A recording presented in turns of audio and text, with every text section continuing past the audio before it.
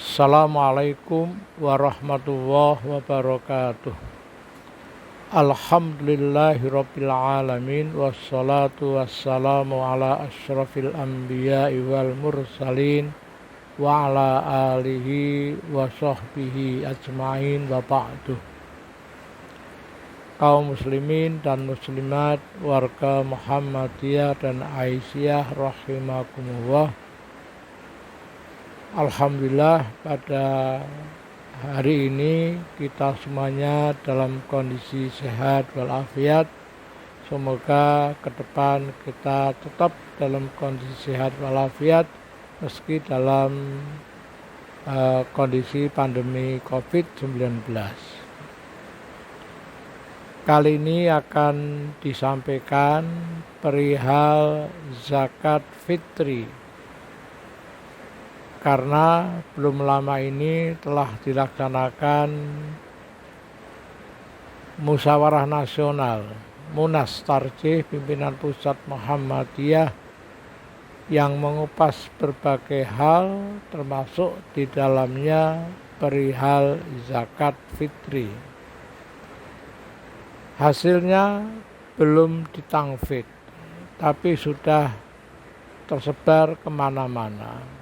Sehingga teman-teman kita dari Layismu Surakarta, PDM Surakarta telah mendengarnya dan sekarang dia minta kepada saya untuk mengkaji tentang zakat fitri sesuai dengan hasil yang telah dimusyawarahkan dalam Munas tersebut.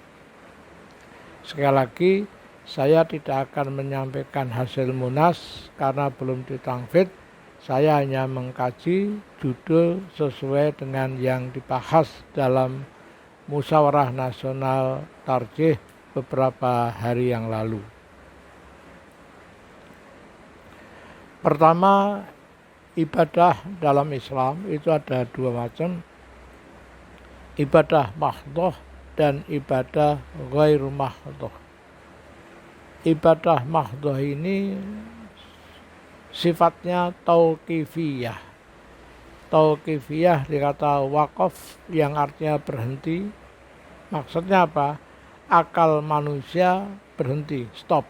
Tidak boleh ikut campur dalam urusan ibadah mahdhah. Adanya hanya sami'na wa ata'na. Jadi ibadah mahdhah selalu berpegang pada Al-Quran dan As-Sunnah. Berbeda dengan ibadah ghairu mahdhah. Ibadah ghairu mahdhah itu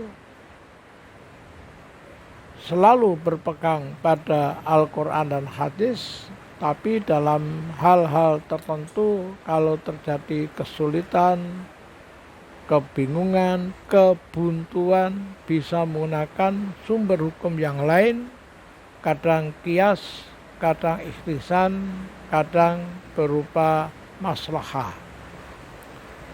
Kembali masalah zakat. Zakat dalam Muhammadiyah ditetapkan sebagai ibadah ijtimaiyah, ibadah sosial, bukan ibadah mahdhah. Sehingga di berbagai hal Muhammadiyah dalam munasnya kalau membahas tentang zakat selalu berpegang pada Al-Quran dan Sunnah, tapi kalau kesulitan berpegang pada qiyas ataupun maslahah atau istihsan. Contohnya yang mudah zakat fitri. Zakat fitri itu dalam hadis Nabi yang sahih diterangkan so'an min tamarin au sa'irin.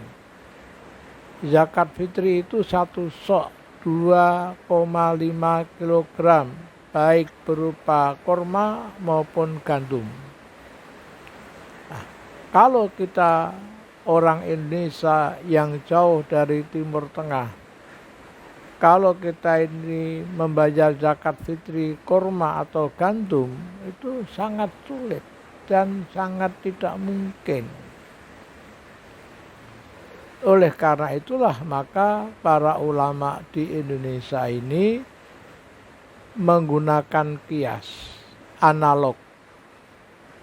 Beras kita analogkan, kita kiaskan dengan kurma dan gandum.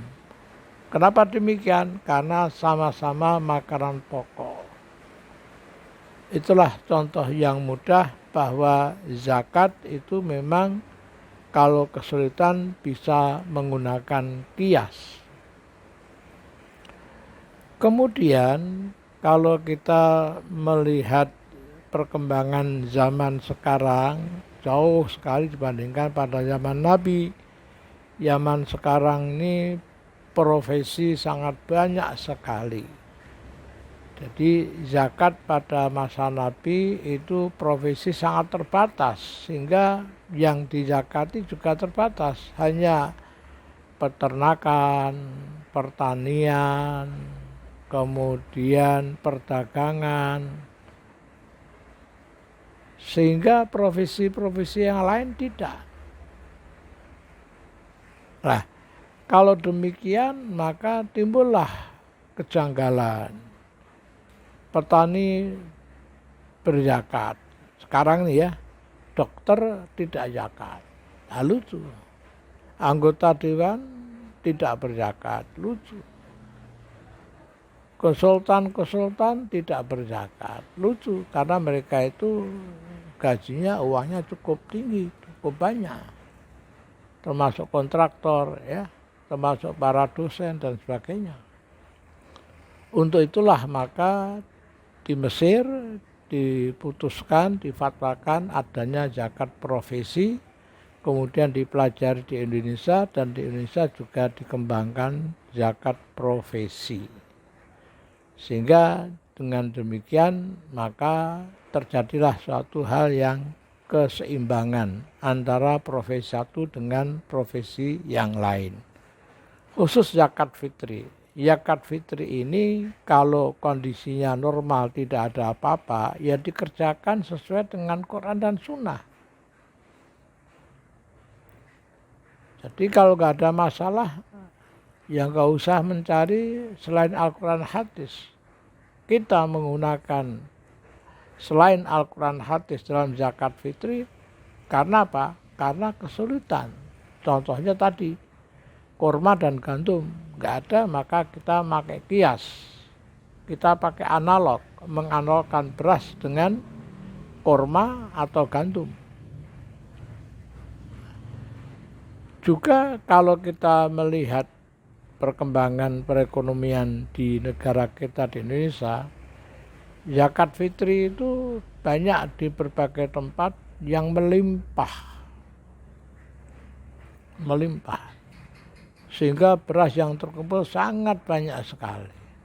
Dibagikan pada fakir miskin sudah sangat cukup dan lebih banyak sekali kelebihannya. Terus bagaimana? Diapakan? Padahal batas waktu pengeluaran zakat fitri sampai sholat Idul Fitri. Nah, dengan demikian maka para ulama membolehkan zakat fitri dibagikan setelah usai sholat, karena melihat kondisi yang tertentu tadi. Bahkan karena zakat fitri terlalu banyak, ya, berlimpah, maka pembagiannya tidak hanya kepada fakir miskin, tapi juga pada al-asnaf as-samaniyah, 8 kelompok dalam surat At-Taubah ayat 60. Kemudian ada juga para ulama yang menyatakan zakat fitri yang berkelebihan dan melimpah itu bisa diuangkan, dijadikan modal.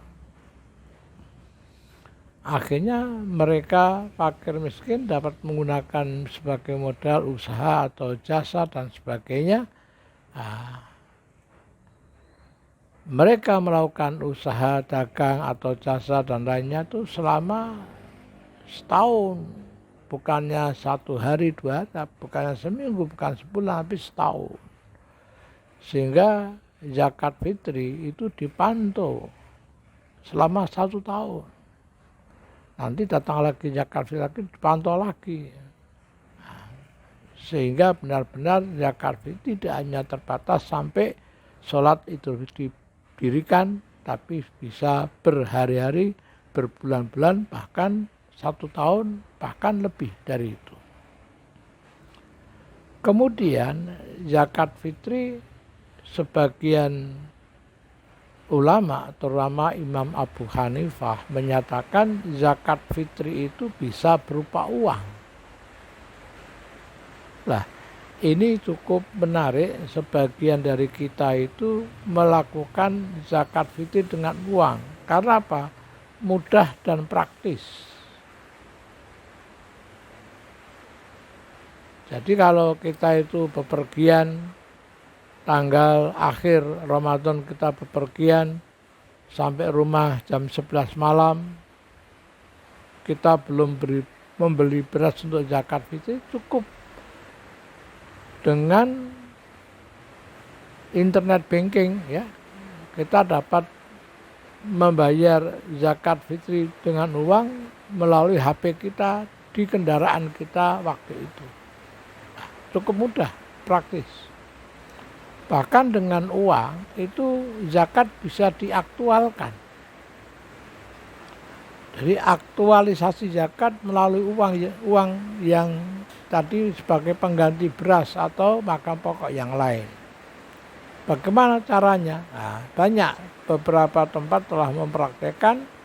Suatu tempat umpamanya mendapatkan zakat fitri berupa beras sebanyak 2 kuintal, 200 kg, ya, kemudian uangnya 2 juta, dibagikan kepada 20 orang, karena fakir miskin hanya 20 orang.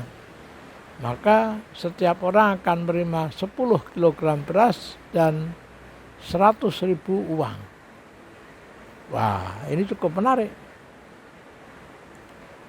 Karena zakat fitri berupa kurma yang dilakukan Nabi oleh juga para sahabat itu dibagikan, langsung diterima, langsung dimakan. Itu kurma. Tapi kalau beras, nah, harus dimasak, harus dengan lauk. Kalau lauknya itu hari raya Idul Fitri, ya sesuai dengan kebiasaan masyarakat. Dengan uang 100.000, nah, itu dapat dimasak sambal goreng, opor, kemudian kerupuk, bubuk, kemudian telur, dan sebagainya, sehingga benar-benar para fakir miskin itu betul-betul dapat berhari raya seperti teman-teman yang lain. Itu daripada hanya beras saja, dengan 2 macam uang dan beras, itu akan benar-benar menyenangkan fakir miskin dalam penerimaan zakat fitri. Nah, ini satu hal untuk menjawab berbagai pertanyaan, ya. Banyak yang bertanya, zakat fitri dibagikan, tapi yang didatangi itu menolak, nggak mau menerima. Nggak mau menerima karena dia merasa punya. Nah, seringkali. Tapi dengan beras 10 kilo tambah uang 100.000, saya yakin banyak yang menerima dan mungkin nggak ada yang menolak. Seperti kalau kita membagikan daging korban, ya, tidak ada yang menolak.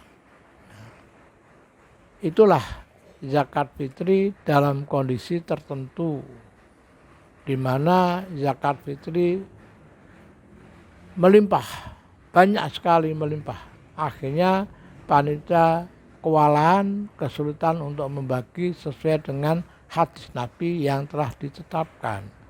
Untuk itulah maka para ulama, para panitia zakat fitri dengan para ulamanya memakai maslahah, istihsan dan qiyas supaya zakat fitri betul-betul dapat dimanfaatkan dengan sebaik mungkin sesuai dengan maqasid syariah, tujuan dari pensyariatan zakat fitri.